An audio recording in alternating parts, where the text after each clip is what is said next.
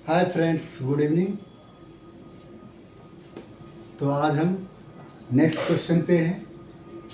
Exercise 3.5 question number 4 का second part. ये और भी इजी क्वेश्चन है। ये क्वेश्चन है, a fraction becomes 1/3 when 1 is subtracted from numerator. आसान है। एक फ्रैक्शन 1/3 हो जाता है जब हम 1 न्यूमरेटर में से 1 सब्ट्रैक्ट करते हैं। मतलब ये हो गया कि न्यूमरेटर में से 1 सब्ट्रैक्ट करते हैं, डिनोमिनेटर को बिल्कुल नहीं छेड़ते। क्लियर है? आगे, and it becomes 1/4 when 8 is added to its denominator. और यही फ्रैक्शन 1/4 हो जाता है जब डिनोमिनेटर में हम 8 ऐड करते हैं। तो इस स्थिति में न्यूमरेटर को नहीं छेड़ते हैं। ये चीज़ हमको ध्यान रखने लायक। क्या करना है? Find the fraction. तो हम क्या करते हैं? Let fraction be x upon y. Fraction तो यही होता है। इससे पहले मैंने आपको कहा था कि न्यूमरेटर और डिनोमिनेटर लेट कीजिए और फिर लिख दीजिए नीचे में फ्रैक्शन क्या हो जाए।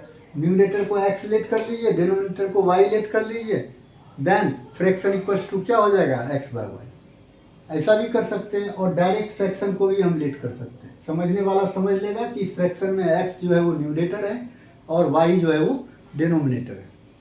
चलिए, तो फिर अब क्या है? अकॉर्डिंग टू क्वेश्चन, क्या क्वेश्चन के हिसाब से मैंने पहले ही बता दिया था कि अगर न्यूमरेटर में से 1 सब्ट्रैक्ट करें तो फ्रैक्शन क्या हो जाता है? 1/3 हो जाता है।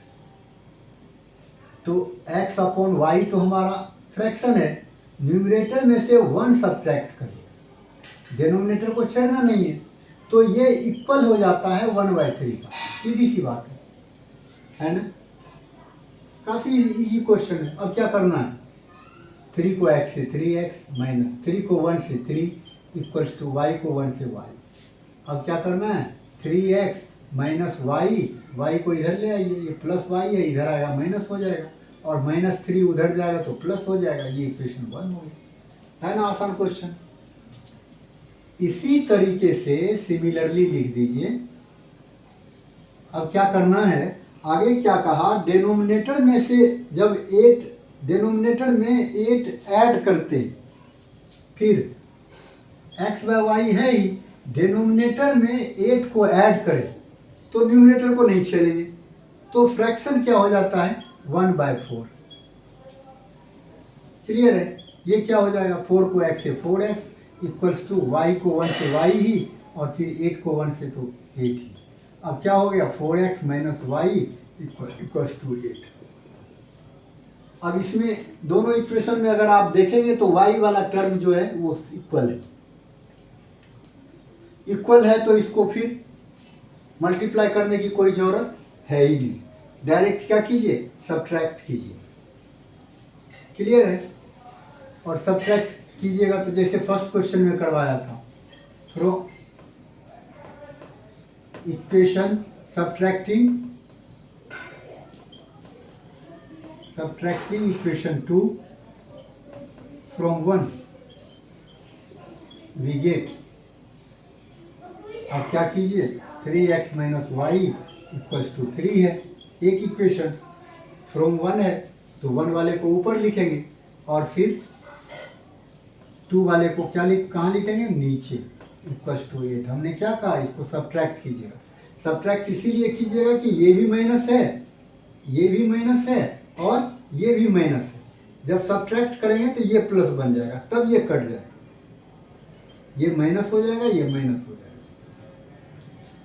अगर सब्ट्रैक्ट नहीं करते, ऐड करते, तो फिर ये कटता ही नहीं। इसीलिए सब्ट्रैक्ट करना जरूरी था। ये खत्म हो गया आपका। अब यहाँ क्या हो गया? -x equals to -3। Minus minus खत्म और x इक्वल्स टू क्या हो गया? 3। x की वैल्यू 3 आ गया, न्यूमरेटर आपका आ गया। अब क्या करना है? x की ये वैल्यू किसी एक इक्वेशन में पुट कर दीजिए। वाई आ जाएगा और फिर फ्रैक्शन आपका एक्स बाय वाई हो जाएगा। Putting x equals to 3 in equation 1 और 2 किसी में रख दीजिए, वी गेट क्या मिलेगा, चलिए रखते हैं 3x minus y equals to 3 into x की वैल्यू आया अब 3, तो 3 into 3 minus y equals to 3। Clear है? अब क्या हो जाएगा, 3 3 या 9 माइनस वाई इक्वल्स टू 3। अब माइनस वाई को इधर ही रहने दीजिए, नंबर को उधर ले लीजिए, 3 इधर है ही, 9 को उधर ले जाएंगे माइनस हो जाएगा। क्लियर है? माइनस वाई इक्वल्स टू क्या हो गया, -6 है ना, माइनस माइनस खत्म, वाई इक्वल्स टू क्या आ गया 6। अब आपको क्या निकालना था, फ्रैक्शन निकालना था, इसीलिए फ्रैक्शन इक्वल्स टू क्या हो जाएगा, x अपॉन वाई है, तो x कितना आया 3 और y कितना आया 6, 3/6। अच्छा एक मिनट, ये 3/6 हमारा सिंपलेस्ट फॉर्म में नहीं है, अगर आप इसको सिंपलेस्ट फॉर्म में भी लाना होता है, इसलिए ये ध्यान दीजिएगा। क्या हो गया 1/2, फ्रैक्शन हो गया 1/2। क्लियर है? काफ़ी इजी क्वेश्चन था, समझ में आ गया हो। Thanks to all of you.